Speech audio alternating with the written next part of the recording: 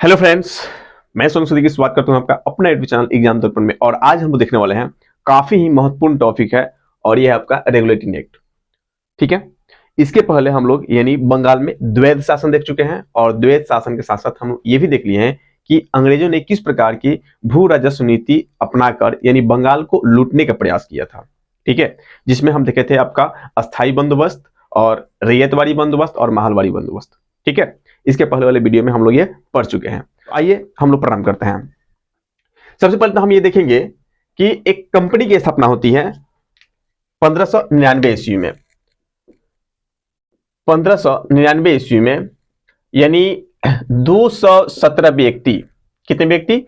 217 व्यक्तियों ने मिलकर एक कंपनी बनाई थी जिसका नाम रखा गया था। नाम क्या था आपको याद रखना है। उस कंपनी का नाम था government and company of merchant. Government and company of merchant,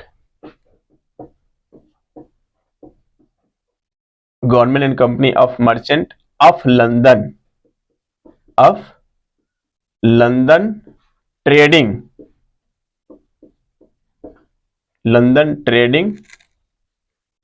into the East India Company, into the East Indies। ये आपकी कंपनी बनी थी। एकदम ध्यान से सुनना है क्योंकि पूरा का पूरा भारत का प्रशासन जो है, एक तरह से देखा जाए तो पूरा भारतीय प्रशासन, भारत में यानी ब्रिटिश प्रशासन जो देखा जाए तो कंपनी के इर्द गिर्द ही घूमता है। ठीक है, तो सबसे पहले ये कंपनी आ रही है 1599 ईस्वी में। इस कंपनी की स्थापना की गई जिसमें 217 व्यापारियों ने मिलकर इसकी स्थापना की 1599 ईस्वी में।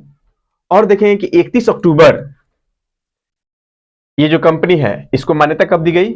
31 दिसंबर, क्या रखना है? 31 दिसंबर 1600 ईस्वी को। 31 दिसंबर 1600 ईस्वी को महारानी एलिजाबेथ के द्वारा चार्टर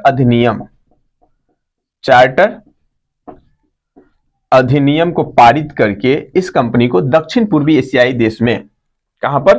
तो देख सकते हैं दक्षिण पूर्वी एशिया देश, यानी दक्षिण पूर्वी एशियाई देशों में 15 वर्षों के लिए व्यापार करने की अनुमति मिली। कितने वर्ष के लिए? 15 वर्ष के लिए अनुमति मिलती है। उस समय इसका नाम होता है government and company of merchant London trading into the east India company. परंतु फिर क्या होता है? 1688 ईस्वी में हम एक घटना देखेंगे। 1688 ईस्वी में यानी इंग्लैंड में एक क्रांति होती है। 1688 ईस्वी में आपका कहां पर?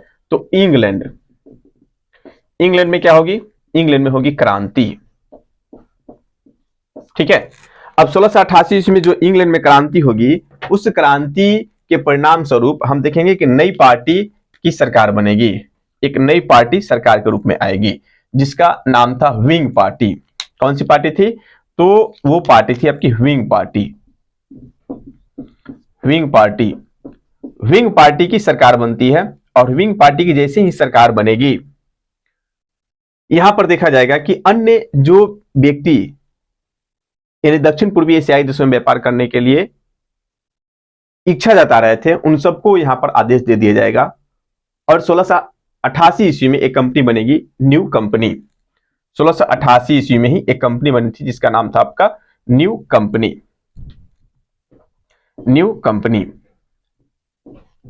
ये आपको याद रखना है, न्यू कंपनी नाम की एक कंपनी बनती है।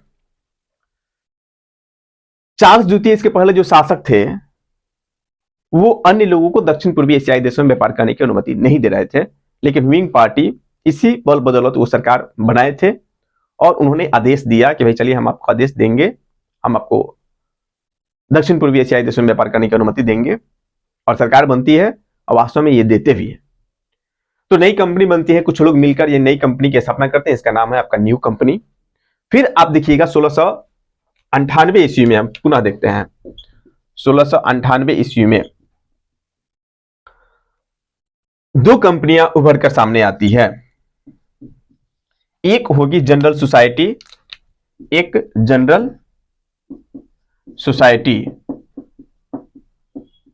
यानी जनरल सोसाइटी, और दूसरा जो होता है इंग्लिश कंपनी, दूसरा इंग्लिश कंपनी। ये दो कंपनियां पुनः सामने आती हैं।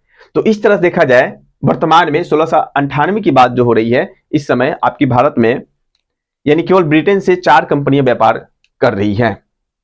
एक तो government and merchant of London trading into the east India company, जिसकी स्थापना 1599 ईस्वी में हुई थी और 31 दिसंबर 1600 ईस्वी को इनको मान्यता मिला था। इसलिए हम यह भी जानते हैं कि ईस्ट इंडिया कंपनी की स्थापना जो है 1600 ईस्वी में हुई थी। लेकिन हम देखेंगे कि ईस्ट इंडिया कंपनी का निर्माण कैसे होता है, क्योंकि ये पूरा फिगर जो है आपका कंपनी के इर्द गिर्द घूमता है। भारत में ब्रिटिश साम्राज्य का प्रसार जो हुआ कंपनी के माध्यम से हुआ, तो कंपनी के बारे में थोड़ा जानना आवश्यक है। आप लोग ये टेंशन मत लीजिएगा कि हम रेगुलेटरी एक्ट पढ़ाने वाले हैं और कंपनी के बारे में क्यों बताएंगे कि कंपनी किस प्रकार यानी भारत में आई, कैसे पैर जमाई, और पैर जमाने के पश्चात कौन कौन से लड़ाई लड़ी, लड़ाई लड़ने के बाद यहाँ पे द्वैध शासन लागू की, और द्वैध शासन लागू हुआ, पूरा लूटा घसोटा भारत के लोगों को, फिर भी लॉस में चली गई। तो उसके लिए ये सभी चीजों को जानना आवश्यक है। तो यहाँ पर आप देखेंगे ह्विंग पार्टी के आने के पश्चात यानी 88 में न्यू कंपनी बन रही है और 98 में जनरल सोसाइटी, फिर इंग्लिश कंपनी बन रही है। फिर आगे की घटना जब हम देखते हैं यानी कुछ दिनों बाद हम ये देखते हैं कि लगभग यानी 1708 ईस्वी में, कब 1708 ईस्वी में क्या होता है, 1708 ईस्वी में यानी इन कंपनियों को मिलाकर एक कंपनी बनाई जाती है। क्योंकि देखिए पहले से ही आपका पैर जमा चुकी है गवर्नमेंट एंड कंपनी या मर्चेंट यानी भारत में। अब ये नए लोग आएंगे और व्यापार में सफलता इन्हें हासिल नहीं होगी। ठीक है, अब सफलता जब हासिल नहीं होती है तो ये सब लोग क्या करेंगे, देखेंगे कि भाई अब हम डूब रहे हैं, तो डूबने से अच्छा है कि हम लोग क्या हो जाए, एक हो जाए, और general society, English company, new company ये मिलकर यानी द यूनाइटेड कंपनी बनाते हैं। The United company, the United company, the United company of merchant London trading, ये था आपका the United company, company of merchant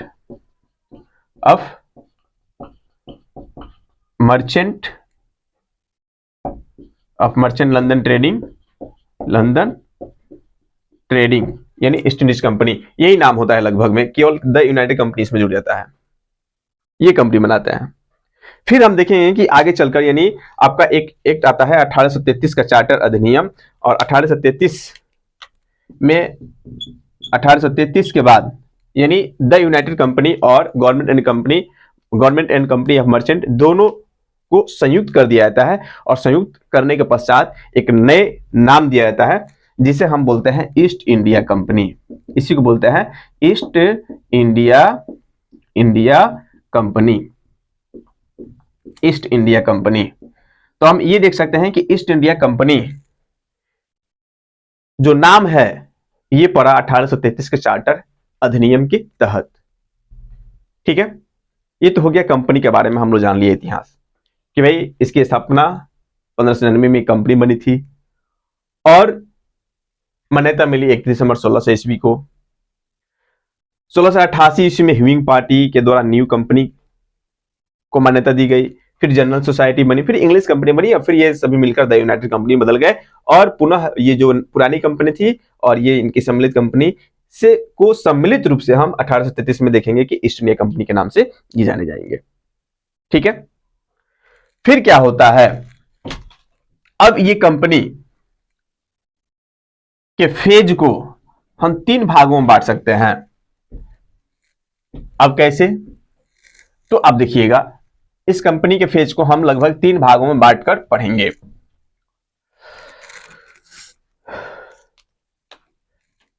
अब तो हो गया है ब्रिटिश ईस्ट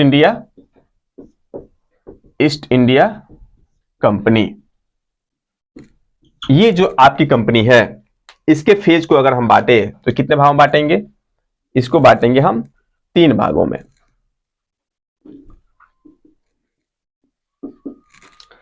पहला जो समय होगा, आप देखिएगा ब्रिटिश ईस्ट इंडिया कंपनी का पहला जो समय होगा आपका 1600 से लेकर अगर आप देखते हैं 1773 ईस्वी तक, तो ये जो यहां पर समय था, यहां पर केवल कंपनी का काम था व्यापार करना, केवल क्या था, व्यापार। ये व्यापार के रूप में ये कंपनी का विकास हुआ था। यानी 1600 से लेकर 1773 ईस्वी में कंपनी का मात्र एक मकसद था, क्या करना, व्यापार करना। ठीक है, फिर यहां पर आते हैं, यानी 1673 ईस्वी से 1773 ईस्वी के बाद, यानी 1773 से लेकर आपका 1858 तक, ये यहां पर देखेंगे हम कंपनी का शासन। यहां पर क्या देखेंगे, कंपनी का शासन। कंपनी किस प्रकार शासन करेगी, ये हो जाएगा आपका। ठीक है, कंपनी का शासन होगा, लेकिन नेतृत्व किसका होगा, यहां पर आप ये भी याद रखेंगे, नेतृत्व ब्रिटिश संसद का, ब्रिटिश संसद का नेतृत्व, ब्रिटिश संसद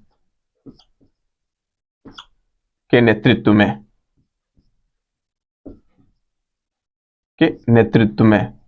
कंपनी का शासन होगा, लेकिन किसके नेतृत्व में, तो ब्रिटिश संसद के नेतृत्व में कंपनी का शासन। ये आपको याद रखना है 1773 से 1858 ईस्वी तक। बाद का जो समय है हम ये देखते हैं, आपका 1858 से लेकर 1947 तक का समय, ये जो होगा, यहां पर देखेंगे ब्रिटिश संसद का प्रत्यक्ष शासन होगा, ब्रिटिश संसद द्वारा प्रत्यक्ष शासन। ठीक है, यहां पर वायसराय को नियुक्त करके ये क्या करेगी, यानी प्रत्यक्ष रूप से शासन करना शुरू करती है। तो हम इस फेज को पहले पढ़ेंगे, फिर आपका द्वितीय फेज को पढ़ेंगे, और फिर आगे चल के हम तृतीय फेज को पढ़ेंगे। और तृतीय फेज में हम देखेंगे ये पूरी जो स्वतंत्रता संग्राम है, ये आपका तृतीय फेज में ही आएगी। ठीक है, 58 के बाद से 47, और 47 में हम लोग क्या हो गए थे, स्वतंत्र हो गए थे 15 अगस्त 1947 ईस्वी को। तो सबसे पहले इस फेज में हम देखते हैं कि 1600 से लेकर 1773 ईस्वी तक, यानी जो आपकी कंपनी है वो क्या करी, इनका मकसद ही था, भले इसमें ये प्रशासन का कुछ काम करना शुरू कर दिए हो, लेकिन इनका मकसद था व्यापार करना। ये व्यापार के मकसद से ही आए थे। लेकिन इस बीच क्या होता है, दो प्रमुख घटनाएं घटती हैं, उन घटनाओं को याद रखना है। ये व्यापार करने के मकसद से आए थे, लेकिन इस बीच दो प्रमुख घटना घटेगी। एक आपका याद रखना है प्लासी का युद्ध, एक प्लासी का युद्ध, और यह युद्ध होगा 23 जून 1757 ईस्वी को। ठीक है, और प्लासी के युद्ध के बाद हम लोग देखेंगे कि ईस्ट इंडिया कंपनी को 3 क्षेत्र, क्योंकि प्लासी के युद्ध में हम देखेंगे सिराजुद्दौला को इन्होंने क्या किया, पराजित किया। पराजित करने के पश्चात मीर जाफर को गद्दी पर बैठाया, और मीर जाफर को एक गाय की तरह दूहा, और दूहने के बाद जब गाय दूध देना बंद कर दी तो उसको कसाई के हवाले कर दिया, मतलब उसको पद से हटा दिया, और मीर कासिम को गद्दी पर क्या कर दिया, बैठा दिया। तो यहां पर हम सेम वही पोजीशन देखेंगे कि जब ये मीर कासिम को गद्दी पर बैठाए, मीर कासिम को गद्दी पर जब बैठाते हैं 1760 ईस्वी में, तो मीर कासिम इनको 3 क्षेत्र दिए थे। एक तो मिदनापुर, दूसरा चटगांव, और तीसरा वर्धमान। ये 3 क्षेत्र की एक तरह से बोलेंगे तो ये दीवानी किनको सौंप दी गई थी, तीनों क्षेत्र की जो दीवानी है वो अंग्रेजों को सौंप दी गई थी। अंग्रेजों को मतलब कंपनी को, यहां पर याद रखना है आपको, कंपनी को ये दीवानी सौंप दी गई थी। कहां की, मिदनापुर, चटगांव, और कहां की, वर्धमान की। अब जैसे ही मिदनापुर, चटगांव और वर्धमान की दीवानी इनको मिलती है, इनको लगता है कि भाई हमें व्यापार से ज्यादा मुनाफा जो है दीवानी से प्राप्त हो रही है। मतलब इनको चस्का लग गया। नहीं होता है कि कोई चीज अगर आप नहीं चखे हैं तो आपको उसके बारे में जानकारी प्राप्त नहीं है, लेकिन जब उसको आप चखे आपको लगे वाह इसमें तो बहुत मजा आ रहा है, मतलब बहुत ही स्वादिष्ट है, तो आप फिर वही काम करना चाहते हैं। तो इनको लगा कि भाई दीवानी में हमको ज्यादा प्रॉफिट हो रही है, तो हमें क्या करना चाहिए, और दीवानी मिल जाए तो बेटर है। और इसी के परिणाम स्वरूप हम आगे देखते हैं कि एक और युद्ध होता है जिसको हम बोलते हैं बक्सर का युद्ध। कौन सा युद्ध? यहां पर होगा आपका बक्सर का युद्ध। और बक्सर के युद्ध के बाद आप देखिएगा, आपको याद होगा, पढ़े होंगे तो, यहां पर 3 भारतीय राजा जो हैं, शाह आलम द्वितीय, शाह आलम द्वितीय, मीर कासिम, मीर कासिम और सुजाउदौला, सुजाउदौला, ये तीनों भारतीय शासक हैं। और तीनों भारतीय शासक जो होते हैं, बक्सर के जो युद्ध होता है आपका कब हुआ था, तो आपको याद रखना है 22 अक्टूबर 1764 ईस्वी को ये बक्सर का युद्ध होता है। और इस युद्ध में शाह आलम द्वितीय, मीर कासिम और सुजाउदौला तीनों के तीनों क्या होते हैं, युद्ध में पराजित होते हैं। ये तीनों युद्ध में क्या होंगे, हार जाएंगे, युद्ध में हार जाते हैं अंग्रेजों से। हारने के परिणाम स्वरूप होता क्या है कि बक्सर के युद्ध के बाद इन्हें बंगाल, बिहार और उड़ीसा की दीवानी मिलती है। कौन देता है? तो आपको याद होगा कि बक्सर के युद्ध के बाद यानी इलाहाबाद की 2 संधि हुई थी। एक संधि जो है 12 अगस्त 1665 ईस्वी को इलाहाबाद की प्रथम संधि हुई और शाह आलम द्वितीय के साथ हुई थी। द्वितीय संधि जो हुई थी वो सुजाउदौला के साथ हुई थी 16 अगस्त 1765 ईस्वी को। और इन संधियों के परिणाम स्वरूप हम देखेंगे कि बंगाल, बिहार और उड़ीसा, यानी याद रखना है बक्सर युद्ध के बाद किन किन कौन कौन से क्षेत्र, तो एक हो जाएगा बंगाल, उसके बाद आपका बिहार और तीसरा जो था उड़ीसा। तो बंगाल, बिहार और उड़ीसा की दीवानी किन्हें प्राप्त हो जाती है? बंगाल, बिहार और उड़ीसा की दीवानी, जो दीवानी है वो प्राप्त होती है आपको अंग्रेजों को। ये अंग्रेजों को मतलब किनको? अंग्रेज मतलब याद रखना आपको, कंपनी को दीवानी क्या हो जाती है, प्राप्त हो जाती है। अब जब अचानक इतने बड़े दीवानी इनको प्राप्त हो गया तो प्रशासन का अनुभव तो है नहीं। मिदनापुर, चटगांव और वर्धमान जो था वो छोटा क्षेत्र था, बंगाल के कुछ जिले थे, 3 जिले। लेकिन जब बंगाल, बिहार, उड़ीसा इतना बड़ा क्षेत्र आपको प्राप्त हो गया तो प्रशासन की न तो इनको उतनी अच्छी जानकारी है, नहीं अनुभव है। ये तो एक व्यापारी है, और व्यापारी है तो व्यापारी का मकसद होता है अधिक से अधिक लाभ कमाना, और ये प्रयास करेंगे कि अब अधिक से अधिक इन क्षेत्रों से क्या किया जाए, लाभ कमाया जाए। उस समय आप देखिएगा रॉबर्ट क्लाइव द्वारा क्या किया जाएगा, यहां पर द्वैध शासन लागू किया जाएगा।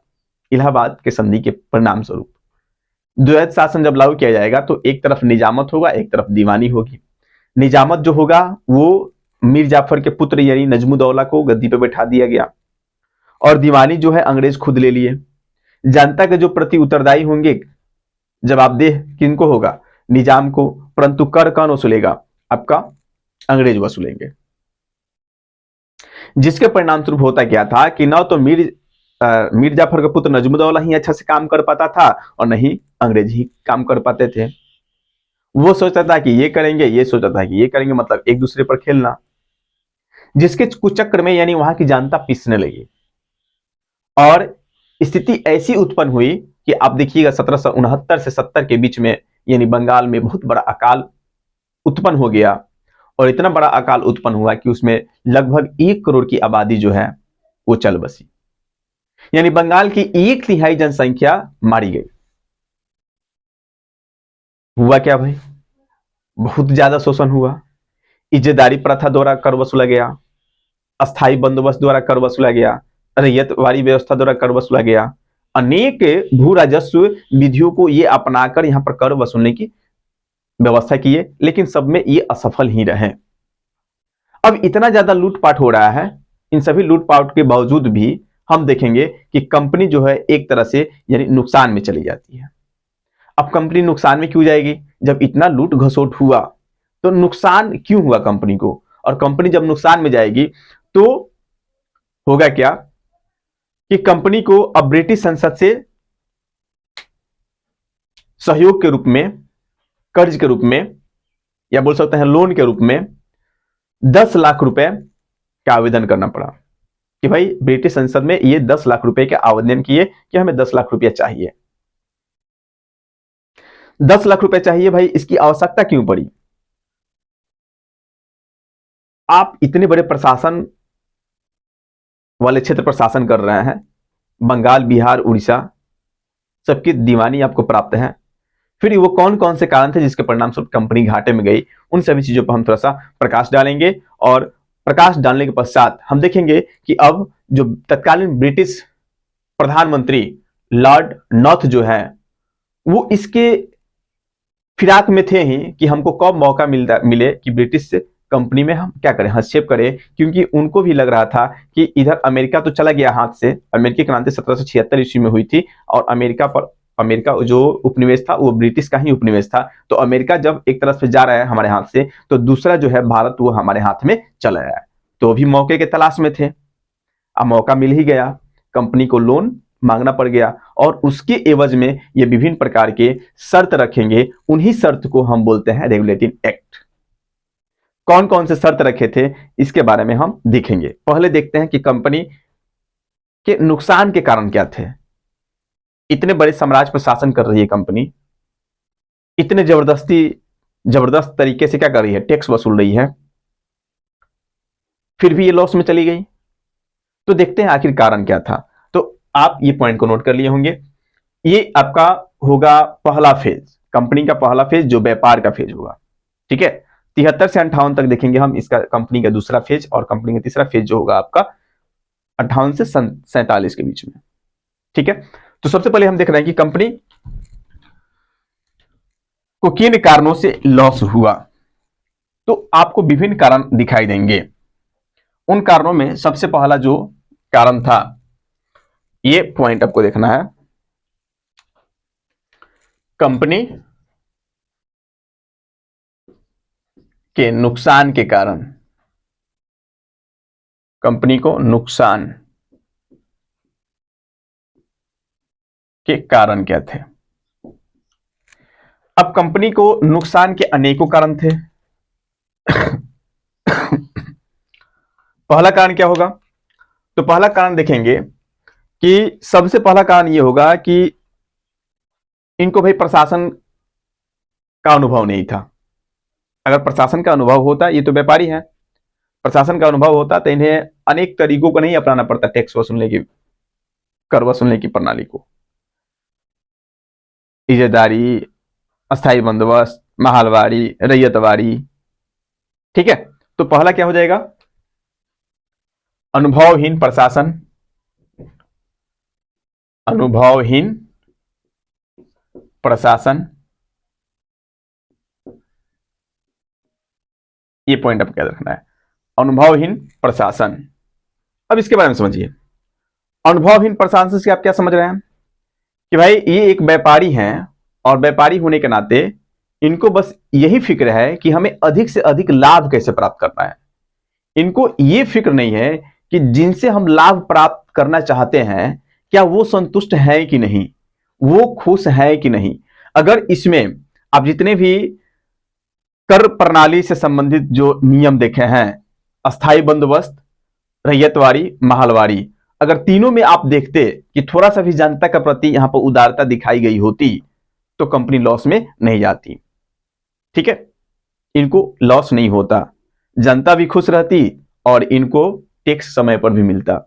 लेकिन इन्होंने थोड़ा सा भी उदारता नहीं दिखाई। टाइम पे अगर कोई टैक्स नहीं दे रहा था तो उनके घर को, उनके जमीन को, उनके जायदाद को ये क्या कर लेते थे, पूरा छीन लेते थे।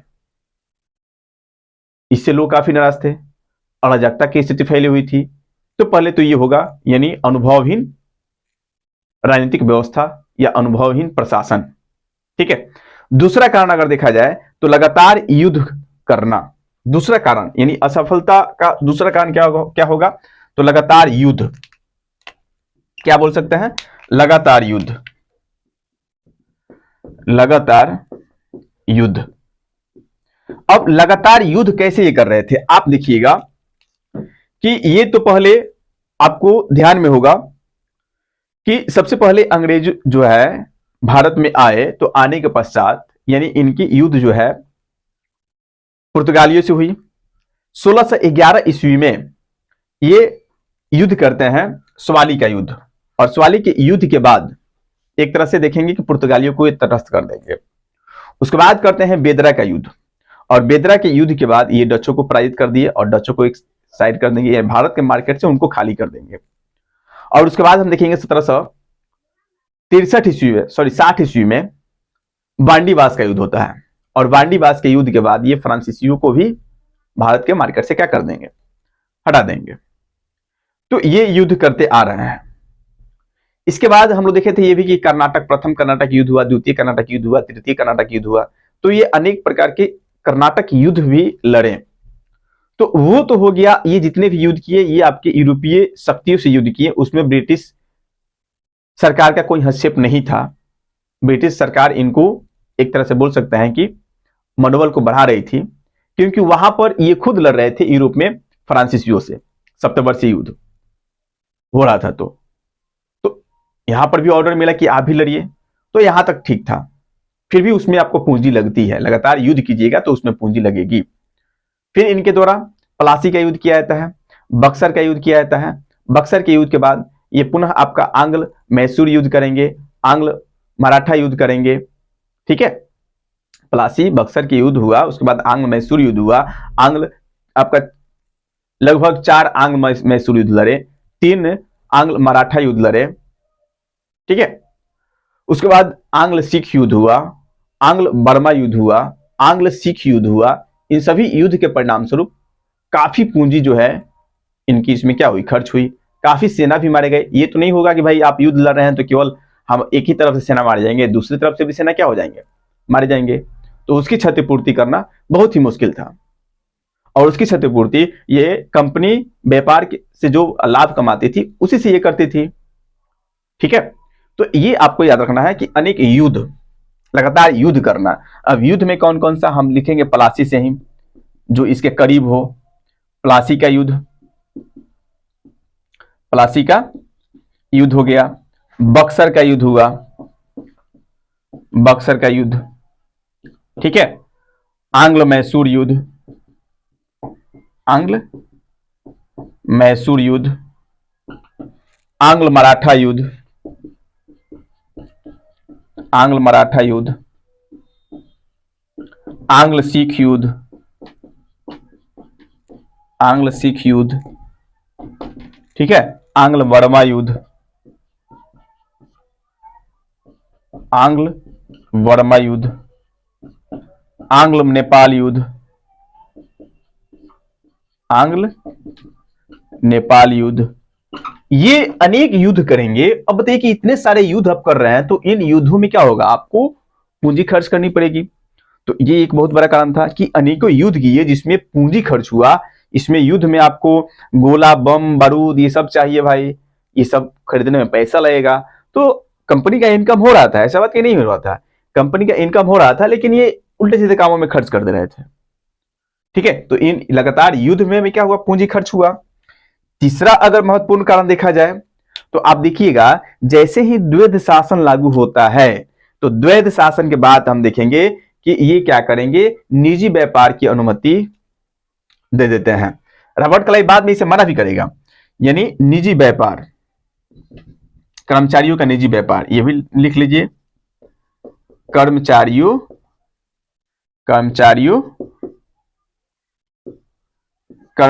का निजी व्यापार। ये पॉइंट आप इसमें लिखिएगा कि नुकसान के कारण क्या थे। तो कर्मचारियों के निजी व्यापार ने भी यानी ब्रिटिश ईस्ट इंडिया को काफी झटका दिया। जितने कर्मचारी थे वो क्या करने लगे कि निजी व्यापार यहां पर क्या कर दिए, शुरू कर दिए। उनको लगा कि भाई कंपनी में हम काम कर रहे हैं, लेकिन वो एक तो सैलरी एक फिक्स है, लेकिन हम अलग से व्यापार करते हैं तो वो पूंजी जो होगी वो हमारी होगी। और दिन प्रतिदिन हम देखेंगे कि जो कंपनी के कर्मचारी हैं वो निजी व्यापार से अधिक मुनाफा कमाने लगे और इन्हें इंग्लैंड में एक तरह से इंग्लिश नवाब के नाम से जाना जाने लगा। ये इंग्लिश नवाब बन गए। इनकी जो रुतबा थी भारतीय नवाब के जैसे, यानी इंग्लैंड में इनकी रुतबा थी। सभी लोग इनको देखकर सलाम ठोकते थे इंग्लैंड में। इतने बड़े वहां पर ये लोग बन गए जो ब्रिटिश ईस्ट इंडिया के कर्मचारी थे। वो वहां पर नवाब की तरह जिंदगी जीने लगे, इतने ज्यादा ये मुनाफा कमाए। अब खुद के जब चक्कर में लग जाइएगा, जैसे मानिए कोई सरकारी टीचर हो और प्राइवेट कोचिंग चलाना शुरू कर दे, सॉरी मैं सबके लिए नहीं बोल रहा हूं, जो शुरू कर दे, तो अगर वो टाइम देता था मान लीजिए क्लास में, अब दिन भर कोचिंग पढ़ा कर जाए, तो स्कूल में अच्छे से नहीं पढ़ा सकता है। सोचेगा कि भाई एक्स्ट्रा इनकम ज्यादा हो जाए, क्योंकि एक दिन तो फिक्स है ना।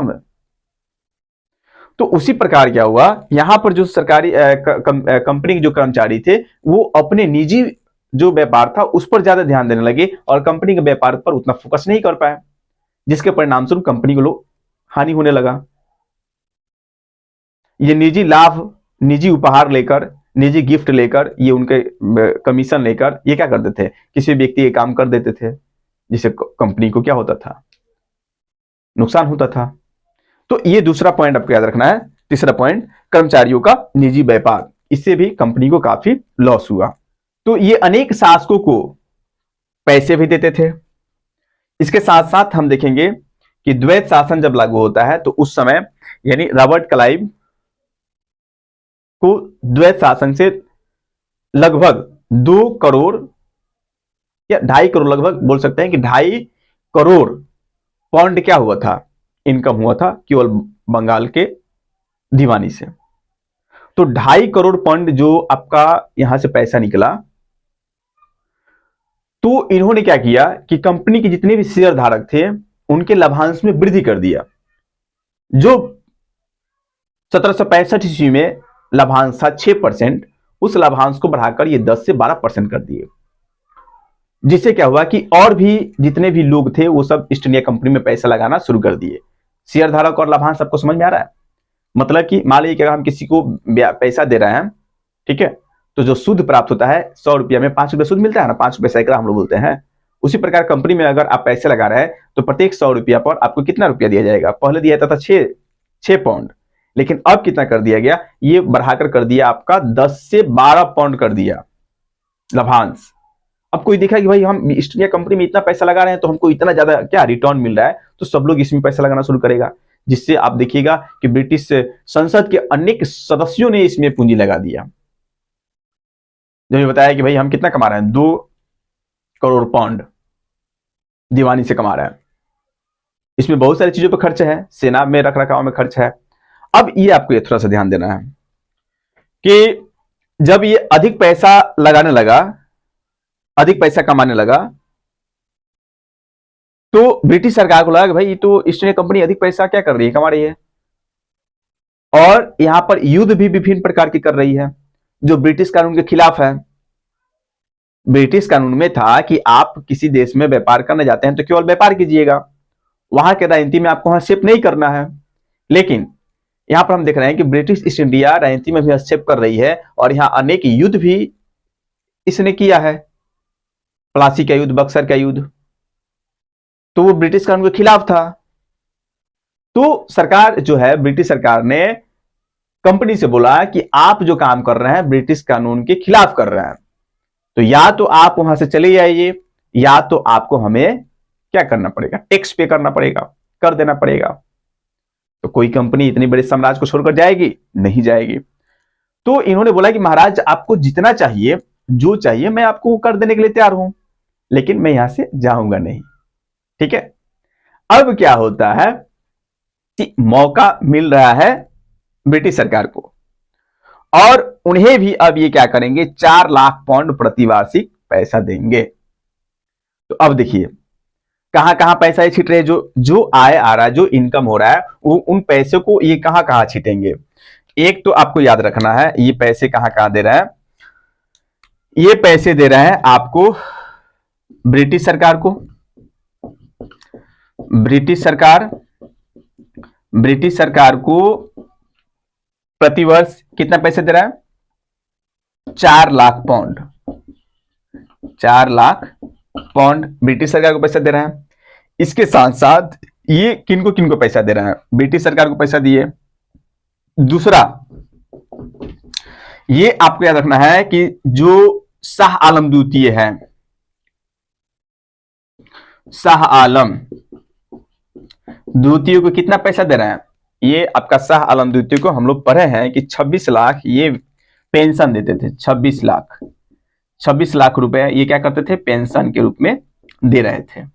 ठीक है, और निजाम को भी ये पैसा देते थे। आपको पता है कि भाई निजामत चलाने के लिए, ये निजामत चलाने के लिए क्या करते थे, निजाम को कितने पैसे देते थे, ये पैसे देते थे 53 लाख रुपए। कितने, 53 लाख रुपए, सॉरी 53 लाख रुपए ये निजाम को देते थे। अब बताइए कि ये इतना पैसे क्या कर रहे हैं, बांट दे रहे हैं, पैसों का बंटवारा। यहां पे हेडिंग में लिख दीजिएगा, कर का बंटवारा या धन का बंटवारा, धन का बंटवारा। अब ये धन के बंटवारे में भी इनका अधिक पैसा खर्च हो जाता था। ये दे रहे हैं किनको, एक तो दे रहा है आपके क्या, ब्रिटिश सरकार को 4 लाख पाउंड प्रतिवर्ष, शाह आलम द्वितीय को दे रहे हैं 26 लाख रुपए पेंशन, और निजाम को दे रहे हैं 53 लाख रुपए। उसके बाद इन्होंने क्या कर दिया है, जो कंपनी के शेयर धारक हैं, जो कंपनी से जुड़े हैं, जो कंपनी में पैसा लगाए हैं, उनके लाभांश को ये क्या कर दिए, यानी कंपनी के, चौथा आपको याद रखना है कि कंपनी के शेयर धारकों को, कंपनी के शेयर धारकों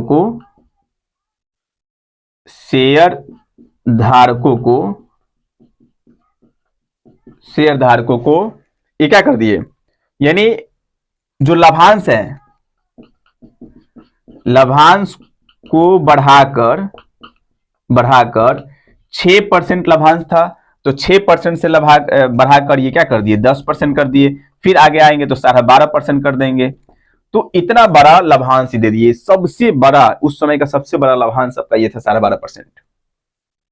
ठीक है, इतना बड़ा लाभांश किसी कंपनी, कोई भी कंपनी किसी को नहीं देती थी। फ्रांसीसी कंपनी लगभग अपने शेयर धारकों को 18% देती थी, एक वो अपवाद में है। लेकिन यहां पर क्या हो रहा है कि इसमें सदस्य अधिक है, और यहां पर शेयर धारकों को कितना परसेंट दिया जा रहा है, 12.5%, यानी 6% बढ़ाकर 10% किया गया। ये था 6% आपका 1765 ईस्वी में, याद रखना है 1765 ईस्वी में ये शेयर जो लाभांश था वो 6% देना था, लेकिन बाद में ये 10% करते हैं, 10 से 12.5% करते हैं। ठीक है, तो इसमें भी पैसा जाएगा। अब देखिए इनकम तो हो रहा है, लेकिन पैसा का बंटवारा बहुत ज्यादा जगह हो रहा है ना।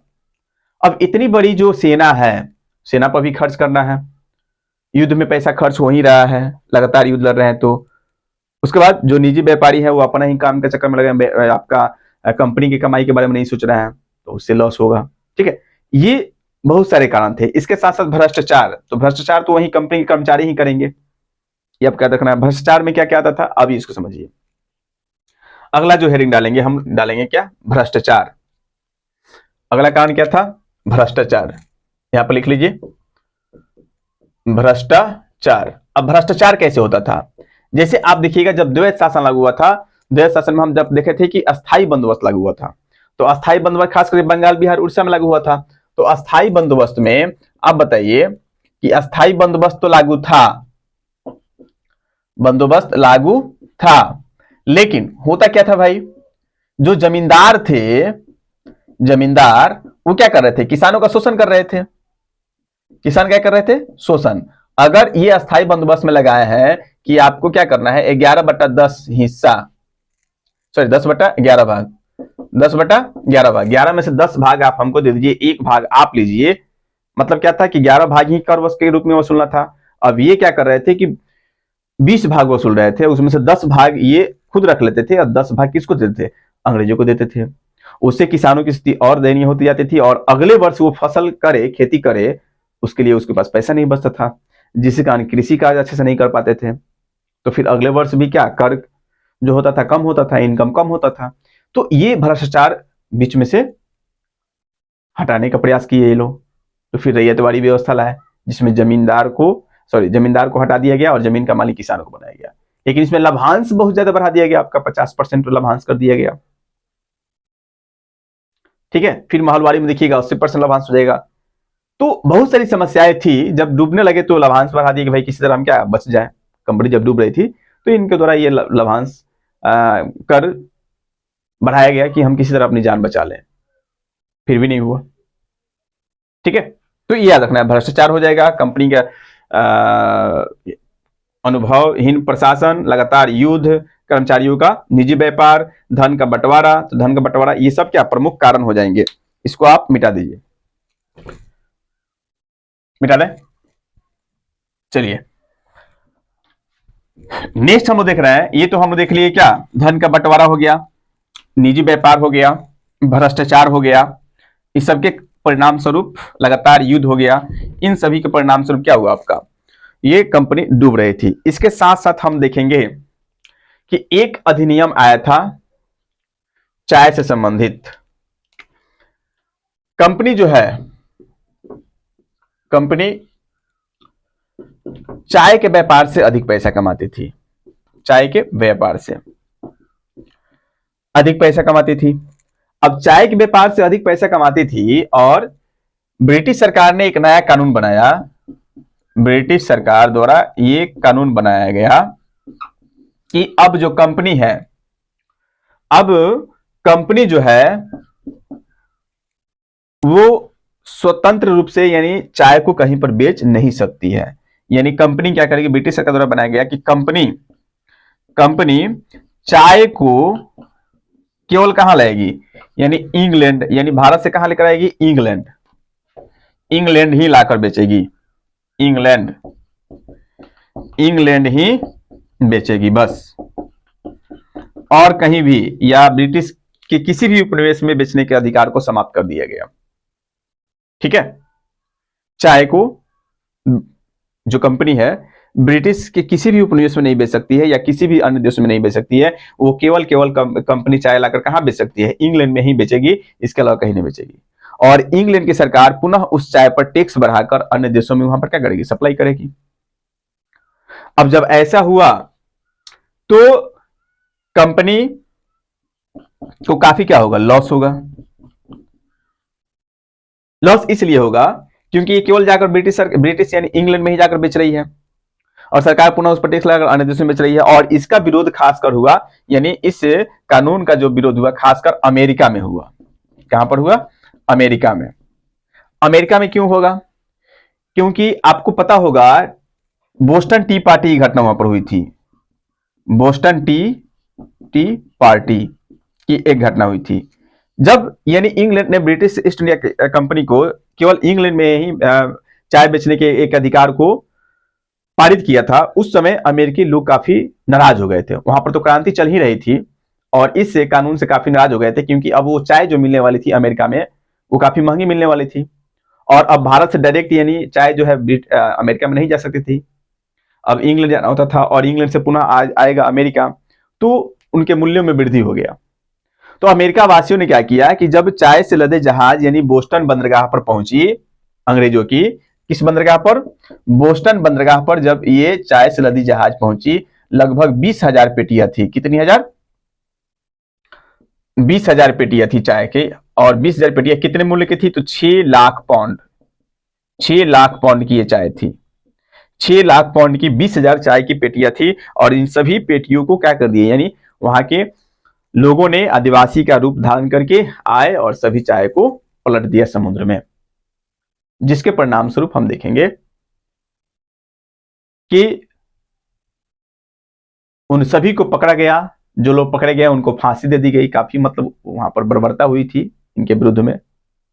ठीक है, तो अब अंग्रेजों को यहां पर ये लॉस हुआ कि भाई अब वो तो केवल इंग्लैंड ही लेकर जाएंगे, अब ब्रिटिश कंपनी को, ब्रिटिश इंडिया कंपनी को, तो अब इनका यानी गोदाम यहां पर भरने लगा, चाय जो सड़ने लगा, बिक नहीं रहा था, तो इनसे भी, इधर से भी इनकी आय क्या हो गई थी, समाप्त हो गई थी। ये पॉइंट आपको याद रखना है, इधर से भी आय क्या हो गई थी, समाप्त हो गई थी।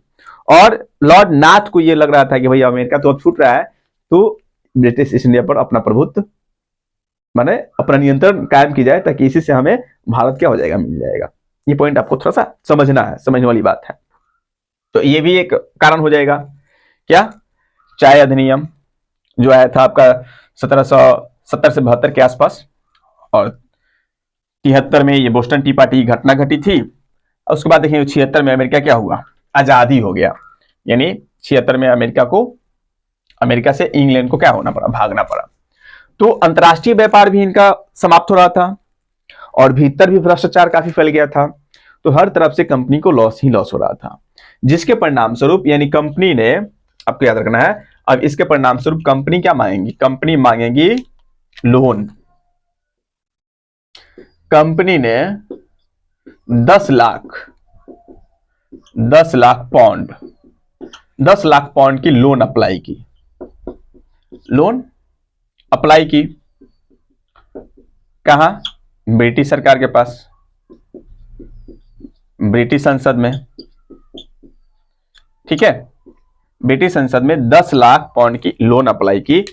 अब लॉर्ड नाथ उस समय क्या था? लॉर्ड नाथ यानी ब्रिटिश प्रधानमंत्री था, तत्कालीन प्रधानमंत्री।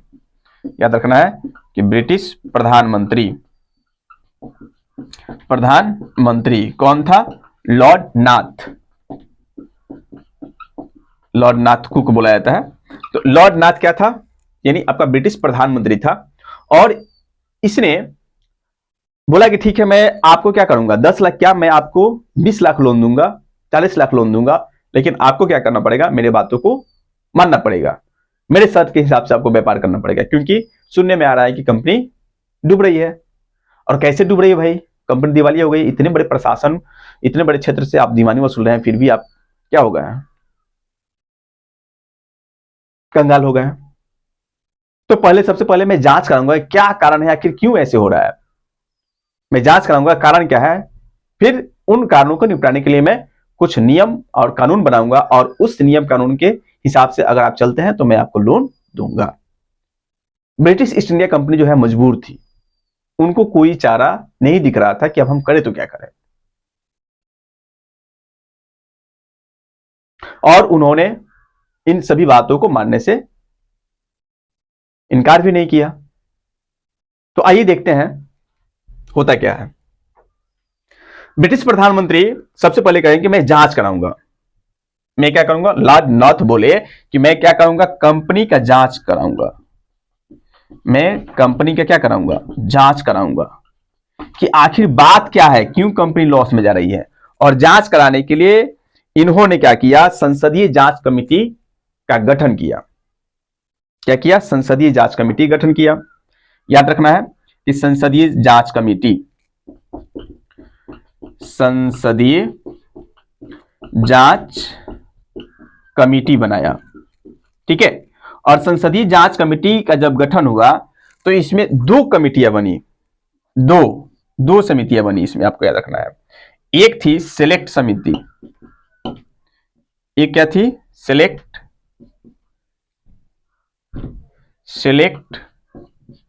समिति। ठीक है, एक सिलेक्ट समिति बनी और दूसरी बनी सीक्रेट समिति। सीक्रेट समिति, 2 समितियां बनी, एक सिलेक्ट समिति बनी और दूसरा आपका सीक्रेट समिति बनी। सिलेक्ट समिति ने लगभग 12 रिपोर्ट प्रस्तुत किया। कितना? 12 रिपोर्ट, कंपनी से संबंधित रिपोर्ट क्या किया? प्रस्तुत किया। और जो सीक्रेट कमेटी थी ये 6 रिपोर्ट प्रस्तुत की। तो इस तरह हम देखेंगे कि सिलेक्ट कमेटी कितना? 12 रिपोर्ट प्रस्तुत की और सिलेक्ट कमेटी जो है 6 रिपोर्ट प्रस्तुत की।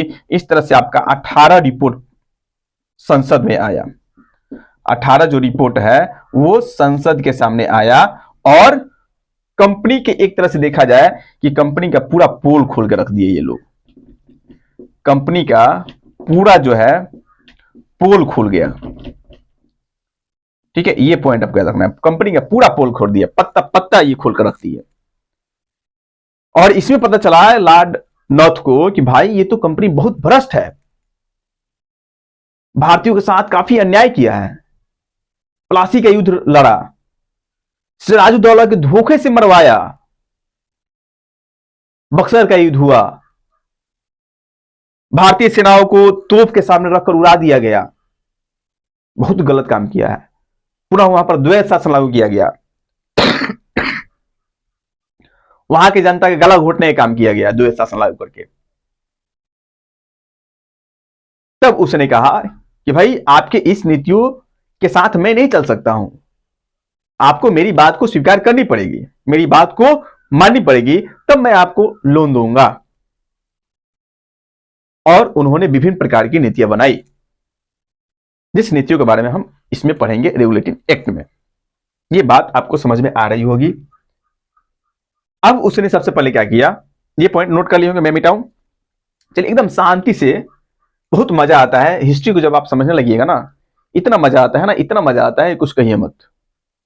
लेकिन कब, जब एक टॉपिक को दूसरे टॉपिक से जोड़कर पढ़िएगा तब।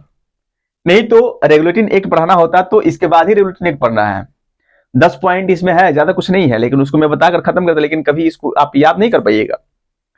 आप जब तक कि कारण, आप जब भी कोई चीज पढ़िए तो उसमें क्वेश्चन कीजिए, क्यों, कब, कैसे, क्या हुआ, ये सारा क्यों, कब, कैसे, ये सब क्वेश्चन उठाइएगा, तब आपको जाकर उसका प्रश्न का उत्तर मिलेगा, और तब ये आपको समझ में आने वाली है।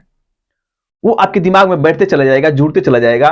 प्लासी, बक्सर, इलाहाबाद संधि, द्वैध शासन, ठीक है, आप देखिए ना, सब एक दूसरे से जुड़ा हुआ है ना जी। रेगुलेटिंग एक्ट, इसके बाद हम देखेंगे फिर इसमें कुछ कमियां होगी, और इन कमियों को सुधार करने के लिए फिर आएगा 1784 में पिट्स इंडिया एक्ट। तो जब तक की हिस्ट्री में ऐसा सब्जेक्ट कोई है ही नहीं भाई, बहुत मजा आता है, सच में बहुत मजा आता है। मेरा तो फेवरेट सब्जेक्ट है, मेरा हिस्ट्री फेवरेट है, ज्योग्राफी, मैंने जो आज पढ़िए मन से पढ़िए, मजा आता है, किसी में डूब कर पढ़िएगा तब मजा आएगा। नहीं तो बहुत सारे लोग आते हैं, क्लिक करेंगे, सोचेंगे अरे भाई तो रेगुलेटिंग में पढ़ाने वाले थे, डूब गए हैं कंपनी के बारे में, हटाइए छोड़िए, कौन देखेगा वीडियो। अरे गधा, तुम क्या समझोगे ना, कल जला बानर का जाने आदि के स्वाद, वही हाल है आप लोगों को, ठीक है। सबको नहीं बोल रहा हूं, बहुत लोग हैं जो रियल में पढ़ते हैं, मन से पढ़ते हैं। बहुत सारे ऐसे लोग हैं जो हाजिरी जनाने के लिए आते हैं, सर आए हैं, यस सर, हाय सर, आ गए हैं सर, फिर जा रहे हैं सर, जा रहे हैं सर, कोई नहीं बोलता, आए हैं सर, जा रहे हैं सर। तो इस सब बातों को आपको याद रखना है। कंपनी देखी कि भाई ये तो बहुत भ्रष्ट लोग हैं, कमेटी सेलेक्टिव कमेटी बनाई, सीक्रेट कमेटी बनाई, दोनों ने 18 रिपोर्ट प्रस्तुत किया, 6 ये 12 ये, कंपनी का पूरा मतलब खोल कर रख दिया, पत्ता पत्ता खोल दिया। तब लगा कि भाई आपके इन सभी गलतियों के परिणाम से इससे भाई इंग्लैंड की छवि भी खराब होगी, भारतीयों की नजर में हम भी बदनाम होंगे, हमारे नियम के अनुसार आप चलिए, हम आपके साथ हैं, ठीक है। वो नियम क्या क्या है, चलिए आते देखते हैं। सबसे पहले इस भाग को हम पढ़ चुके हैं, प्रथम फेज को। द्वितीय फेज में यही है आपका रेगुलेटिंग एक्ट। तो ये द्वितीय फेज, अब हिस्ट्री का द्वितीय फेज आपका बोल सकते हैं कंपनी का स्टार्ट हो रहा है प्रशासन से। अब ये प्रशासन करेंगे, लेकिन किसके नेतृत्व में, ब्रिटिश संसद के नेतृत्व में, ठीक है। ये तो द्वितीय फेज हम लोग पढ़ रहे हैं, और द्वितीय फेज में कुछ समय लगेगा खत्म करने में, तब हम लोग तृतीय फेज पढ़ेंगे 1857 क्रांति के बाद, जो होगा भारत में राष्ट्रवाद, ठीक है। तो इस सबको जोड़ कर पढ़िए, बहुत मजा आएगा, 100% मैं बोल रहा हूं, और लाइफ में कभी नहीं भूलिएगा, मेरा गारंटी है। इस तरह अगर पढ़िएगा तब, ठीक है। इन्होंने बोला कि मैं आपको पैसा देता हूं, कौन, लॉर्ड नॉर्थ, यानी ब्रिटिश प्रधानमंत्री, ब्रिटिश प्रधानमंत्री कौन है, लॉर्ड नॉर्थ। लॉर्ड नॉर्थ ये बोल रहे कि मैं आपको पैसा देता हूं, पैसा क्या, 10 लाख क्या, मैं आपको 14 लाख रुपया देता हूं। कितना पैसा दिए, बोल रहा है कि मैं आपको 14 लाख रुपया देता हूं। कितना, 14 लाख रुपया क्या करता हूं, 14 लाख रुपया नहीं, पौंड वो लिखिएगा, वहां पर वहां के मुद्रा को पौंड बोला जाता है, पौंड देता हूं, ठीक है। 14 लाख पौंड देता हूं। शर्त क्या रहेगी मेरी, शर्त आपको मानना पड़ेगा, पहली शर्त कि 14 लाख रुपए का आपको 4% के दर से ब्याज देना पड़ेगा। 4% क्या क्या करना पड़ेगा आपको, ब्याज देना पड़ेगा, ब्याज देना पड़ेगा। ये तो ब्याज हो गया, अभी नियम रॉयल्टी एक्ट अलग से है। आपको 14 लाख रुपए मैं दूंगा, लेकिन इसका आपको 4% के हिसाब से ब्याज देना पड़ेगा। दूसरा पॉइंट याद रखिएगा, बोले कि गधा आमदनी अठनी खर्चा रुपया, बोका कहीं का, तुम कमा रहे हो इतना, खर्च हो रहा है इतना, लाभांश बांट रहे हो 6% से 10% कर दिए, 12.5% कर दिए, कर्ज मांगने आ गए मेरे पास।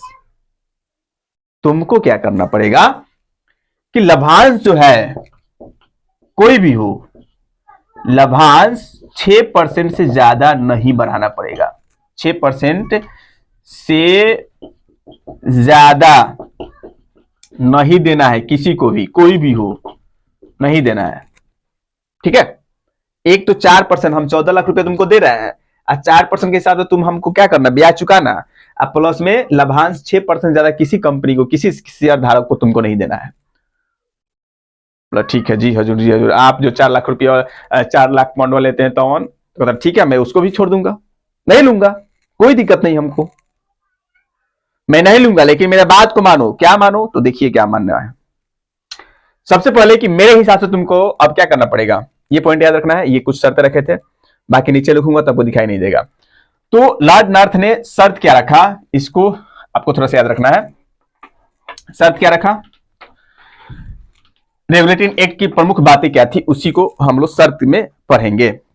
तो रेगुलेटिंग एक्ट की प्रमुख बातें जो है आपको थोड़ा सा यहां पर देखना है। रेगुलेटिंग एक्ट, रेगुलेटिंग एक्ट की प्रमुख बातें। सबसे पहला पॉइंट इसमें यह बोला गया, केंद्रीय प्रशासन स्थापित करने की बात की गई। क्या, केंद्रीय प्रशासन, केंद्रीय प्रशासन स्थापित करने की व्यवस्था की गई, व्यवस्था की गई। अब केंद्रीय प्रशासन कैसे व्यवस्थित होगा, ये आप थोड़ा हमको बताइएगा।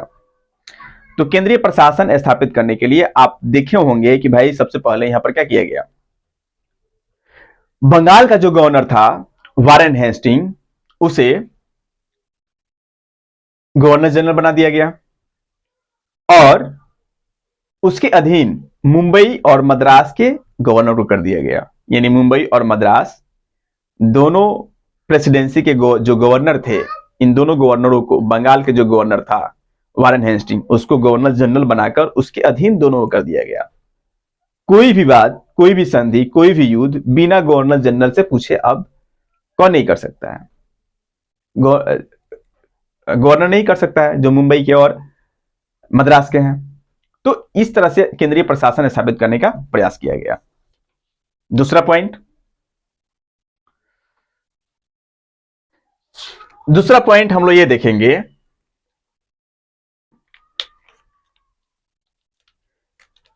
गवर्नर जनरल की सहायता के लिए कार्यकारिणी परिषद का गठन किया गया।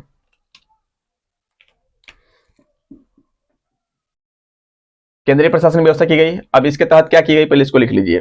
केंद्रीय प्रशासन की व्यवस्था की गई, व्यवस्था की गई। अब इसमें हुआ क्या, लिख लीजिए, बंगाल के गवर्नर, बंगाल के गवर्नर कौन थे, Bengali governor Warren Hastings, Warren Hastings जो थे बंगाली गवर्नर, वारेन हेस्टिंग यानी विलियम फोर्ट के गवर्नर थे, विलियम फोर्ट, कोलकाता में ही है, विलियम फोर्ट के गवर्नर, वास्तव में यही लिखा गया था, विलियम फोर्ट के गवर्नर को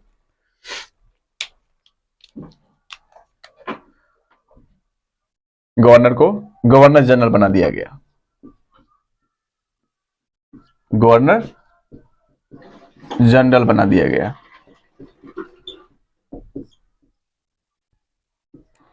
गवर्नर जनरल बना दिया गया, और इसके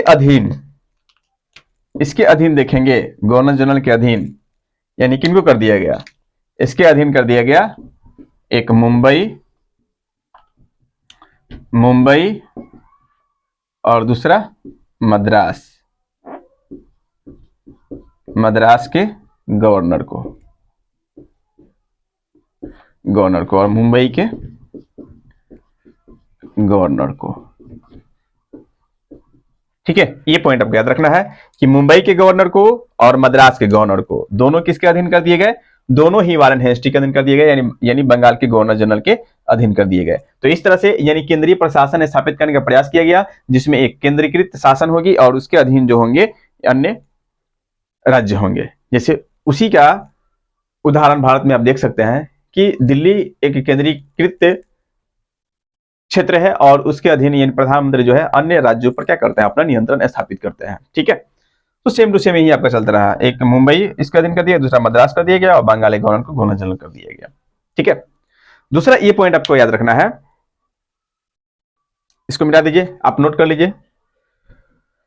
ये तो हो गया आपका केंद्रीकृत करने का प्रयास किया गया। अब कैसे किया गया ये तो हम यहाँ पर लिख दिए कि बंगाल के अधीन क्या कर दिया, मुंबई और मद्रास को कर दिया गया। ये पॉइंट थोड़ा सा याद रखना है आपको। नेक्स्ट पॉइंट हम देखेंगे क्या किया गया, गवर्नर जनरल के लिए कार्यकारिणी परिषद गठन किया गया। कार्यकारिणी परिषद का गठन किया गया। कार्यकारिणी परिषद गठन किया गया और कार्यकारिणी परिषद का जब गठन हुआ तो इसमें सदस्यों की संख्या कितनी थी। अब इसमें याद रखना है कि इसमें सदस्यों की संख्या 4 थी। कितनी थी, इसमें सदस्यों की संख्या आपकी 4 होगी। और वो सदस्य कौन कौन होंगे, तो चारों का नाम लिख लेना है। एक हो जाएंगे बारवेल, दूसरा हो जाएगा फ्रांसिस,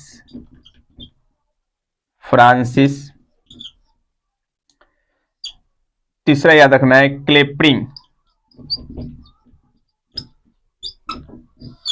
क्लेपरिंग और चौथा आपका मानसन। ठीक है, ये 4 जो हो गए कार्यकारिणी परिषद के सदस्य हो गए, 3 4। और इस कार्यकारिणी परिषद का अध्यक्ष जो है ये आपका कौन है, गवर्नर जनरल मतलब कौन, वारेन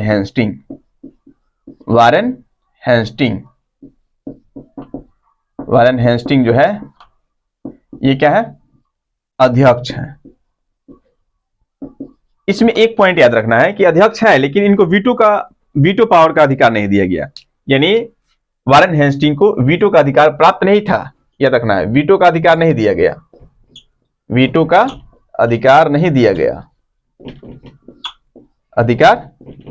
गया था। अब समझिएगा, जब इनको वीटो का अधिकार प्राप्त नहीं था तो एक तरह से ये तो कमजोर हो गए।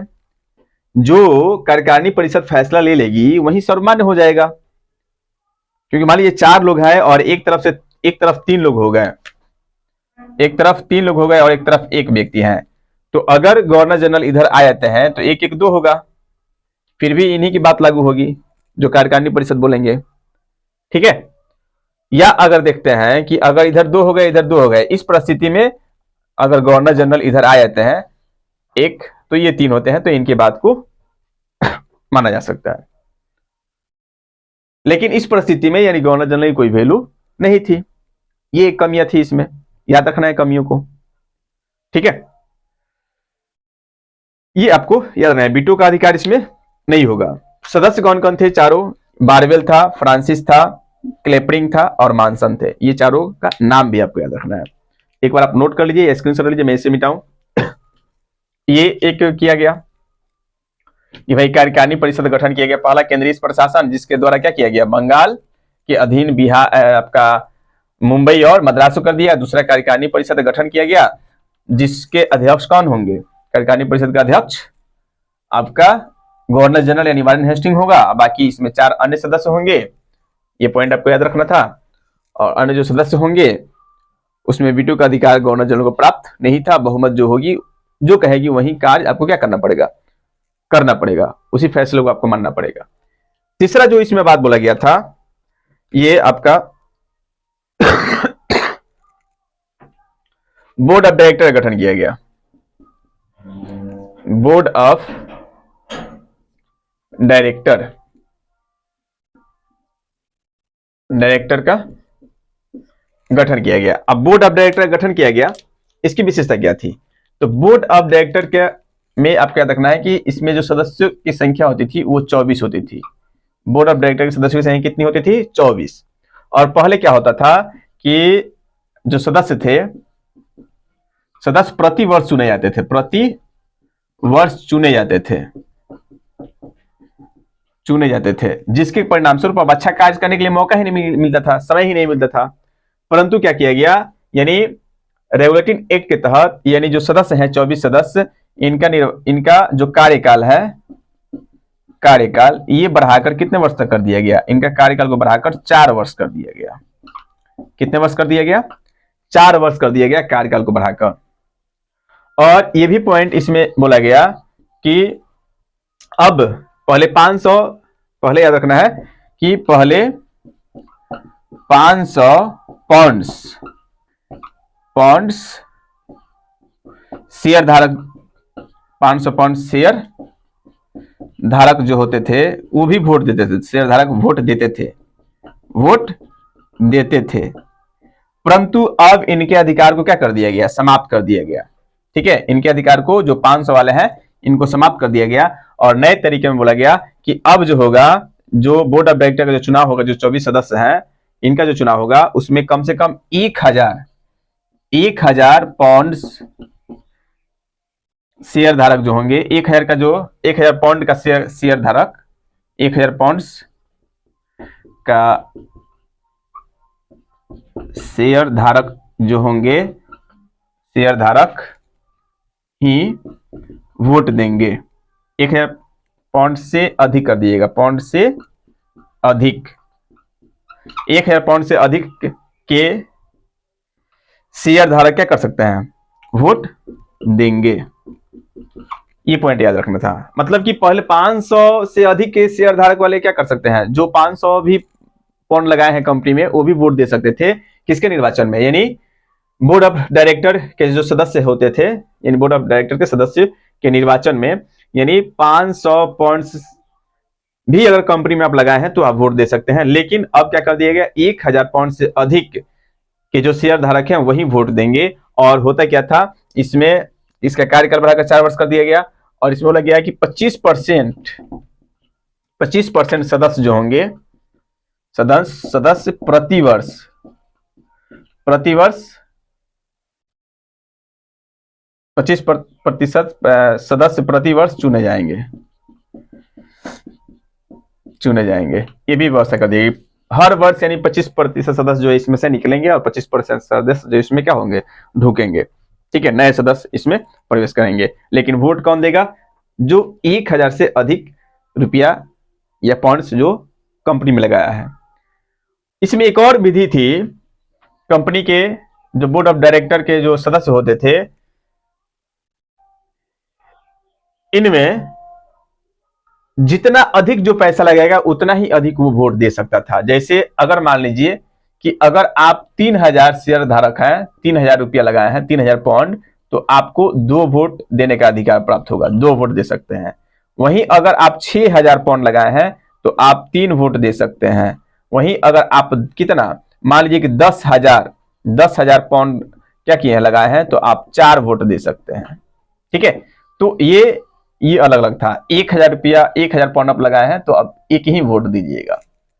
तो इस कंपनी में जो जितना अधिक पैसा लगाया था वो उतना अधिक वोट दे सकता था। किसके निर्वाचन में, तो बोर्ड ऑफ डायरेक्टर के निर्वाचन में। और यही 24 लोग जो है यानी कंपनी को चलाते थे। जो बोर्ड ऑफ डायरेक्टर के जो सदस्य होते थे, ये बोर्ड ऑफ डायरेक्टर क्या है, सदस्य है, और यही कंपनी क्या करते थे, चलाते थे। और इनका निर्वाचन जो कंपनी में पैसा लगाए हैं वही लोग वोट देकर करते थे। और किस आधार पर करते थे, इस आप लोग लिख लिए। पहले 500 नियम था, लेकिन अब कर दिएगा 1000 से अधिक जो शेयर धारक वही वोट देंगे। 1000 आप पैसा लगाए हैं तो 1 वोट दीजिएगा। अगर आप 3000 लगाए हैं तो 2 वोट दीजिएगा। 6000 लगाए हैं तो 3 वोट दीजिएगा। 10,000 लगाए हैं तो 4 वोट दीजिएगा। ये व्यवस्था थी, आपको ये याद रखना है। ठीक है, साथ में बोर्ड ऑफ डायरेक्टर का काम क्या था, एक तो कंपनी को चलाना, प्लस में याद रखना है कि बोर्ड ऑफ डायरेक्टर कंपनी की सभी गतिविधियों को देखेंगे और वो प्रतिवर्ष क्या करेंगे, माने प्रतिवर्ष का हमेशा, यानी जो भी गतिविधियां होगी कंपनी की, माने जो भी सफल हो रहा है, फेल हो रहा है, लॉस हो रहा है, हानि हो रहा है, यानी वो संसद के सामने अपनी रिपोर्ट प्रस्तुत करेंगे। याद रखना है, बोर्ड ऑफ डायरेक्टर अपनी रिपोर्ट किसके सामने प्रस्तुत करेंगे, संसद के सामने प्रस्तुत करेंगे, प्रस्तुत करेंगे। कंपनी की सभी गतिविधियां बोल सकते हैं, कंपनी की सभी गतिविधियां संसद के समक्ष क्या करेंगे, पेश करेंगे। ये काम था बोर्ड ऑफ डायरेक्टर का। ठीक है, ये भी इसमें क्या किया गया, रेगुलेटिंग एक्ट में बताया गया था। नेक्स्ट हम लोग देख रहा है, अब एक पॉइंट देखना है कि दीवानी मामलों के लिए कंपनी ने दीवानी मामलों को निपटाने के लिए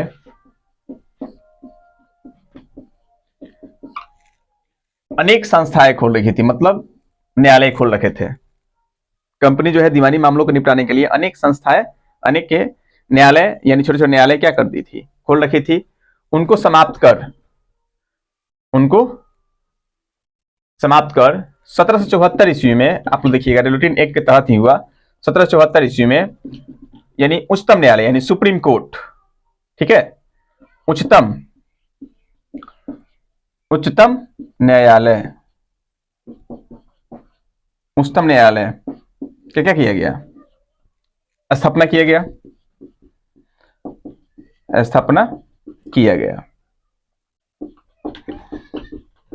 ये पॉइंट आपको याद रखना है 1774 ईस्वी में। और ये जो उच्चतम न्यायालय की स्थापना की गई थी, कब, 1774 ईस्वी में उच्चतम न्यायालय की स्थापना की गई। ये खास करके किन किन राज्यों के लिए था, ये आपका बिहार, दूसरा हो जाएगा बंगाल, और तीसरा हो जाएगा आपका उड़ीसा। ये बंगाल, बिहार और उड़ीसा के क्षेत्रों के सभी मामलों का निपटारा करेगी।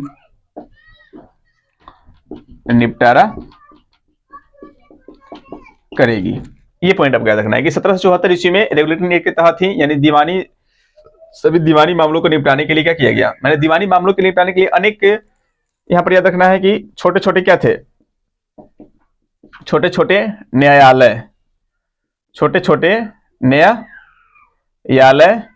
खोला गया था।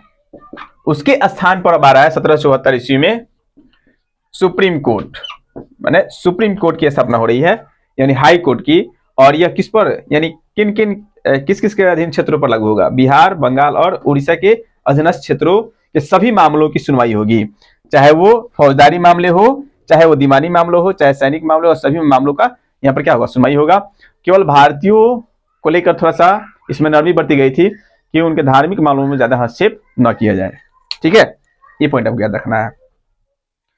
और जो सुप्रीम कोर्ट था, इसकी स्थापना 1774 ईस्वी में हो गई, लेकिन सुप्रीम कोर्ट के जो मुख्य न्यायाधीश होते थे, जो मुख्य न्यायाधीश हैं वो कौन थे, यहां से क्वेश्चन पूछ देता है, तो आपको थोड़ा सा याद रखना है कि सुप्रीम कोर्ट के मुख्य न्यायाधीश कौन थे। मारिए तो कमेंट करके कौन था। हाँ, गुड, एलिजा इम्पे। तो याद रखना है कि जो सुप्रीम कोर्ट का मुख्य न्यायाधीश बना, मुख्य न्यायाधीश वो कौन था, एलिजा इम्पे। ठीक है, कौन थे, एलिजा इम्पे। ठीक है, और इनके अलावे और 3 अन्य न्यायाधीश थे। नाम मत लिखिए, छोड़िए, एलिजा इम्पे का याद रखना है, और इसमें लिख देना है कि इनके अलावा 3 अन्य न्यायाधीश थे। ठीक है, यानी सुप्रीम कोर्ट मुख्य न्यायाधीश। अब इनका वेतन कितना था, तो इनका जो वेतन है ये था 8,000 पाउंड। ठीक है, और जो 3 अन्य न्यायाधीश थे इनका वेतन था 6,000 पाउंड। ये आपको याद रखना है। ठीक है, इनका वेतन हो गया 6,000 पाउंड, और सुप्रीम कोर्ट जो मुख्य न्यायाधीश है उनका वेतन क्या हो गया आपका, 8,000 पाउंड। क्लियर, ये सभी प्रकार की बातों को रेगुलेटिंग एक्ट में रखा गया था। नेक्स्ट हम लोग देखेंगे कि इसी एक्ट में यह बोला गया कि कर्मचारी के वेतन को बढ़ा दिया गया। बढ़ा दिया गया, ठीक है, परंतु निजी व्यापार पर प्रतिबंध लगा दिया गया। निजी व्यापार, उसके बाद उपहार लेने पर, उपहार पर क्या कर दिया गया, प्रतिबंध लगा दिया गया। यानी इसमें बोलेगा कि भाई भले हम आपका क्या कर रहे हैं, वेतन बढ़ा दे रहे हैं, लेकिन आपको निजी व्यापार नहीं करना है और नहीं किसी से क्या करना है, उपहार लेना है। आप खाइएगा कमीशन, दिखा दिए कि हम तो हमको उपहार मिला है, तो किसी प्रकार की कोई ना उपहार ना गिफ्ट कुछ भी नहीं लेना है, ठीक है, नहीं निजी आपको व्यापार करना है।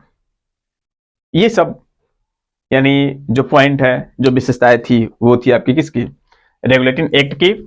अब इसमें देखें कि कमियां क्या थी, क्या क्या कमियां थी जिसके परिणाम स्वरूप यानी 1784 ईस्वी में मुख्य रूप से आपको क्या करना पड़ा, इसमें सुधार लाना पड़ा और पिट्स इंडिया एक्ट आया। तो इसमें सबसे बड़ी कमी हम देख सकते हैं कि इसमें जो आपका गवर्नर है, गवर्नर और गवर्नर जनरल की शक्तियों का विभाजन नहीं किया गया था स्पष्ट रूप से। क्या इसमें आप देखिएगा कि गवर्नर जनरल, कमियां में देखिए कमियां क्या थी, तो कमियां में हम क्या देखेंगे, नंबर 1 कि गवर्नर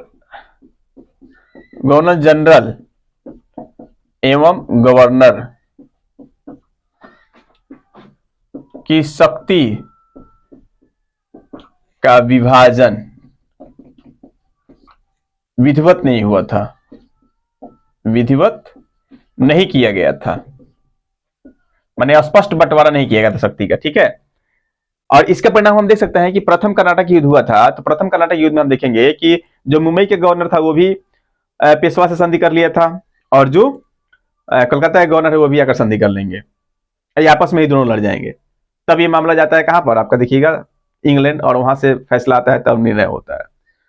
तो क्योंकि अनुच्छेद इसमें एक धारा 9 थी रेगुलेटिंग एक्ट में, धारा 9, इसमें कहा गया था कि भाई विकट परिस्थिति में यानी क्या हो सकता है, गवर्नर जो है वो युद्ध संधि कर सकता है विकट परिस्थिति में, जब कोई चारा ना हो, समय ना हो। तो ये एक गड़बड़ था मामला, ठीक है, धारा 9 के तहत। दूसरा पॉइंट याद रखना है, गवर्नर जनरल एवं गवर्नर और गवर्नर जनरल की शक्तियों में स्पष्ट बंटवारा नहीं हुआ था। तीसरा आपको देखना है, सुप्रीम कोर्ट के न्यायाधीश, सुप्रीम कोर्ट के मुख्य न्यायाधीश, मुख्य न्यायाधीश एवं गवर्नर जनरल के बीच शक्ति का विभाजन, शक्ति एवं कार्य, शक्ति एवं कार्य का विभाजन स्पष्ट नहीं था, स्पष्ट नहीं था। अब समझ में नहीं आ रहा था कि दीवानी के काम कौन संभाले, फौजदारी के काम कौन संभाले, नियम कौन बनाए, कानून कौन बनाए, लेकिन ये बात बोला गया था इसमें कि जो सुप्रीम कोर्ट का आदेश आएगा वहीं गवर्नर जनरल को मानना पड़ेगा, ठीक है। तो फिर भी ये लफड़ा होता है आपस में, ये दोनों लड़ते रहते थे कि हम बड़ा तो हम बड़ा, सुप्रीम कोर्ट का न्याय एलिजाइन पे हम बड़ा, तो ये बोला ना हम बड़ा, तो ये काफी विवाद ये सामने आया। तीसरा हम देखेंगे कि कर्मचारियों का वेतन तो बढ़ गया, कर्मचारियों का वेतन बढ़ने के बाद भी, वेतन बढ़ने के बाद भी उपहार लेना बंद नहीं किए, उपहार लेना एवं निजी व्यापार पूर्ण रूपेण समाप्त नहीं हुआ या पूर्णतः समाप्त नहीं हुआ, समाप्त नहीं हुआ। प्रयास किया गया कि भाई बंद हो, लेकिन पूर्णतः समाप्त नहीं हुआ, जिसके परिणाम स्वरूप इसमें सुधार के लिए आप देखिएगा कि 1884 ईस्वी में पिट्स इंडिया एक्ट आता है। तो उम्मीद करता हूं ये पॉइंट आपको समझ में आया होगा। मैं बहुत स्लो तरीके से पढ़ाया हूं, बहुत शांत होकर पढ़ाया हूं, न ज्यादा चिल्लाया हूं, न ज्यादा कुछ बोला हूं, न स्पीड बोला हूं, क्योंकि कुछ बोल रहे थे कि समझ में नहीं आ रहा है। तो मैं प्रयास किया हूं कि एकदम शालीनता से केवल पढ़ाई की बात की जाए, और पूरा फोकस मैंने इस चैप्टर पर दिया है। तो उम्मीद करता हूं ये आपको समझ में आया होगा। एक बार कमेंट करके बताइए।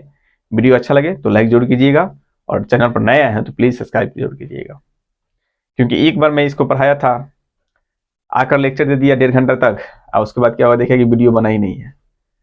तो ये मेरा दूसरा बार इस पे मैं बोल रहा हूँ, ठीक है। इतना मेहनत करता हूँ, बोलते बोलते गला सूख जाता है, लेकिन आप लोग मेहनत समझ नहीं पाते हैं, ठीक है। फिर मिलते हैं अगले वीडियो में, तब तक के लिए धन्यवाद। जय हिंद दोस्तों।